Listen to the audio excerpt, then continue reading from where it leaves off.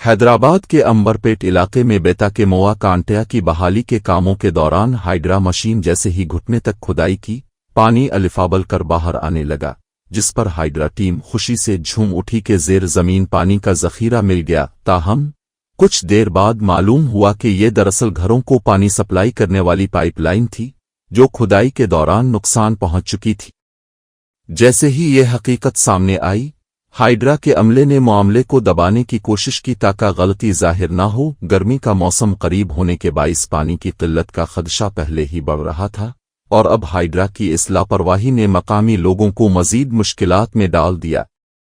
इस गलती पर इलाके के शहरियों ने सख्त नाराज़गी का इजहार करते हुए शदीद तनकीद की।